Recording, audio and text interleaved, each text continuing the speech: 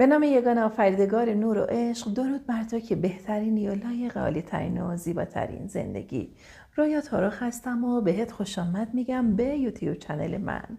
موضوع امروز در رابطه با چالش‌های توی روابط زن و مرد هست. خیلی وقتها خانم‌ها یادشون میره توی رابطه هاشون توی انرژی زنانه خودشون بمونن و از طرفی حتی با نوع رفتارهاشون کاری میکنن که مرد هم از اون حالت مردانه خودش گاهی وقتها خارج شه و یا اینکه جلوی رفتارهای مردانه یک مرد رو میگیرن.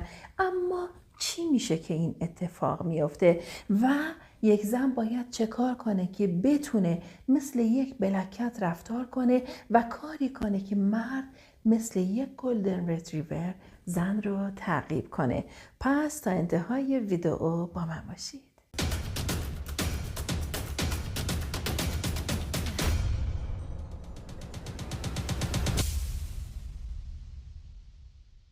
خب، زنها توی زندگیشون قطعاً خیلی دوست دارن که همیشه جوری زندگی کنن که مرد دنبال کننده باشه و گاهی وقتها ممکنه برای برخی از مردها حتی این سوال پیش بیاد که آیا منظورتون از این دنبال کردن اینجوریه که ما پشت سر زن بیفتیم و بخوایم مدام التماس کنیم که زن بخواد توی رابطه با ما باشه یا زن بخواد کنار ما باشه؟ نه، اصلا منظور حفظ انرژی زنانه و مردانه بین زن و مرد هست. اما این به چه صورت باید پیش بره؟ زمانی که یک زن سعی کنه مثل یک بلکت رفتار کنه، یک سری رفتارهای خاص خودش رو حفظ میکنه و باعث میشه که مرد هم توی جایگاه خودش بمونه و جایگاه خودش رو حفظ کنه. اما چجوری؟ ببینید، خیلی از زنها متاسفانه حق گلدن ریتریور بودن رو از یک مرد گرفتن و حتی فراموش کردن که خودشون باید به عنوان یک بلکت رفتار کنن. چجوری؟ بهتون میگم. اولین مورد، زن زمانی که مثل یک بلکت رفتار کنه اجازه میده که مرد تعقیبش کنه. این که گفتم منظور اون چیزی که ممکنه برای مردها ذهنیت ایجاد کنه نیست، اینه که زن اجازه بده مرد پیگیرش باشه و مرد دنبال کننده باشه. اگر الان این ویدیو رو یک سری از آقایون ببینن قطعا حرف من رو تایید میکنن. منظور چیه؟ ببینید، یه مثال براتون میزنم خیلی عامیانه.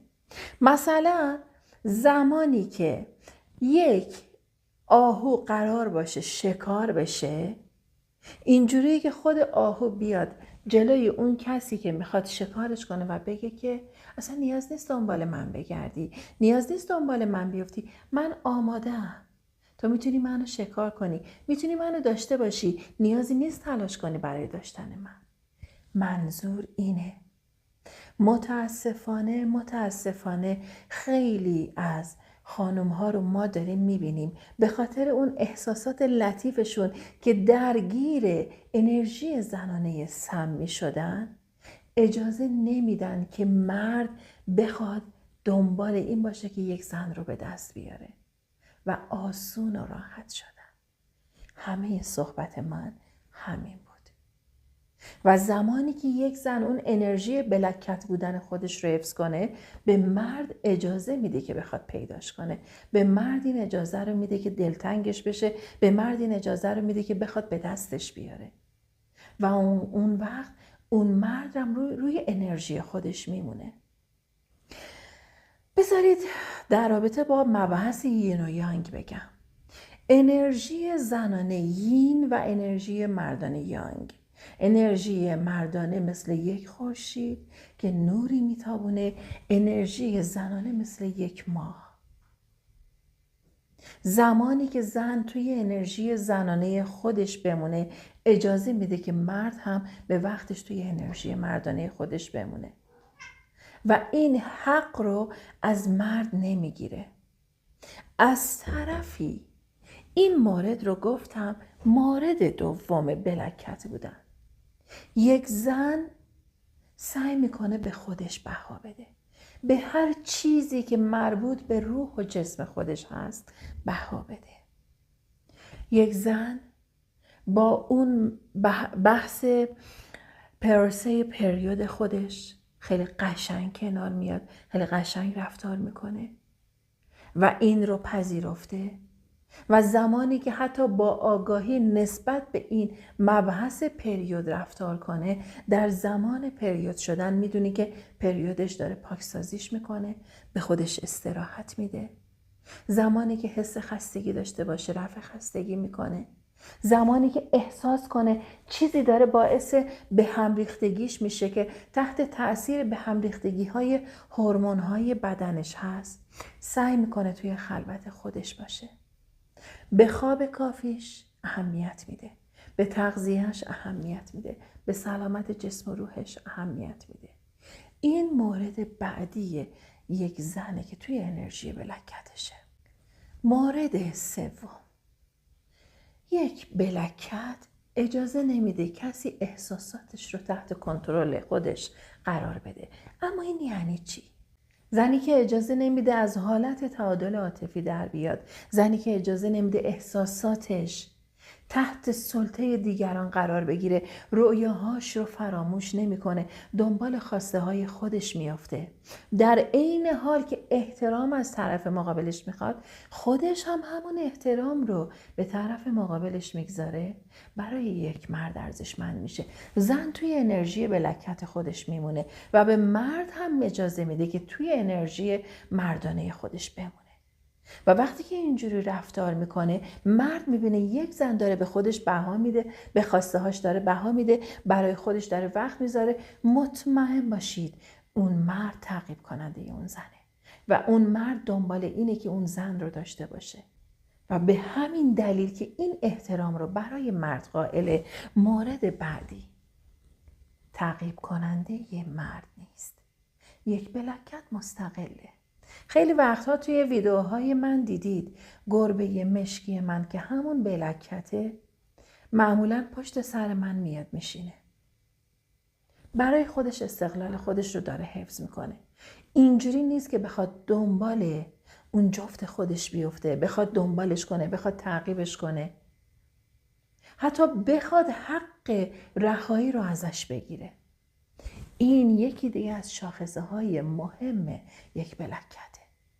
نه پیگیره، نه دنبال کننده است، نه تعقیب کننده است و از طرفی حتی احترام میذاره به اون آزادی که مرد توی زمان خودش برای خودش میخواد.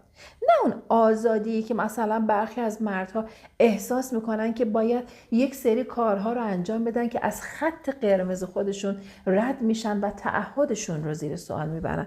نه، یعنی یه وقت مرد دلش میخواد تایمش مال خودش باشه، برای خودش وقت بذاره، بره ورزش کنه، بره باشگاه، همین کار رو بلکت هم انجام میده. زن هم برای خودش همین کار رو انجام میده، اونم برای خودش وقت میذاره و وقت خودش رو هدر نمیده. مورد بعدی، یک بلکت نقش یک مادر رو بازی نمیکنه. مدام دنبال احساسات مرد نیست که عزیزم الان چته؟ چرا اینجوری هستی؟ چرا نمیدونم بیحالی؟ گرسنه‌ای؟ نکنه خیلی خسته بشی؟ نکنه خیلی به خودت فشار بیاری؟ ببینید بحث مهم بودن احساس مرد برای زن جداستا. تو یه جایی مثل یک ملکه ارزش قائل میشی برای مرد، برای طرف مقابلت، اما یه جایی میای همش مدام میخوای دلسوزی کنی. این بده. دیدید مامانا لقمه از دهن خودشون میگیرن میذارن دهن بچهشون؟ دیدید مامانا همش نگرانن وای بچه‌م مریض نشه، وای فلان اتفاق براش نیفته، فلان چیز نشه و خیلی مسائل دیگه، همش پیگیر بچهشون هستن. اون مادره. تو نقش یک پارتنر رو داری، نقش یک همسر رو داری. توی انرژی خودت بمون، توی قدرت خودت بمون. مرد هم همینو از تو میخواد. اما اینکه مدام دنبال سرش بیفتی، برای همه چی بخوای شور بزنی، نگران بشی، دل مرد رو یه جایی میزنه. و حتی گاهی وقتها ممکنه این ذهنیت برای یک مرد ایجاد شه، بگه چقدر پیگیره، چقدر زیادی داره دلسوزی میکنه، خستم داره میکنه. ببین تو میخوای از سر عشقی که داری این کارو بکنی، یا میدونم خیلیاتون این تجربه رو داشتید، یکیش خود من نمونه بارزش. از اون حد عشق و علاقه‌ای که داشتم بیش از حد میرفتم جلو و حتی گاهی وقتها خودم رو کامل میکشیدم پایین، زیر پا له میکردم، فکر میکردم کار قشنگیه، فکر میکردم عشقم رو به طرفم نشون میدم، اما اشتباه میکردم. یادم رفته بود که خودم نیاز به آرامش دارم، نیاز به راحتی خودم رو دارم، نیاز به یک سری توجه ها نسبت به خودم دارم که باید از مرد میگرفتم و دریافت میکردم. نمیگم دریافت نمیکردم، اما چندین برابرش رو نشون میدادم و این بیش از حد بودنه دل رو میزنه. میشه حکایت همون آبی هستش که لیوانو پر میکنی، سرریز که میشه بقیهش دور ریخته میشه، به درد نمیخوره. باید حد تعادل حفظ بشه و زمانی که این تعادل رو شما توی رابطتون حفظ میکنید، رابطتون یک رابطه خیلی عالی و قشنگ میشه. و مورد آخر که یک مورد خیلی خیلی مهمه، یک بلکت ترس از دست دادن رو نداره. انقدر خودش رو ارزشمند میدونه، انقدر رابطش براش ارزشمنده، انقدر به خودش بها میده، خودش رو دوست داره، عاشق خودش هست که نمیترسه بخواد یه روزی رابطش رو از دست بده، یا نگران این نیست که بخواد پارتنرش رو از دست بده، یا دنبال این نیست که یه وقت حتی اگر پارتنرش لحظه ای احساس بی‌حوصلگی داره بگه نکنه منو دوست نداره، نکنه داره منو فراموش میکنه، نکنه من دیگه براش مهم نیستم. و همین حس ترس، همون حس وابستگی شدیدی که براش پیش میاد، از اون فاز بلکت بودن درش میاره.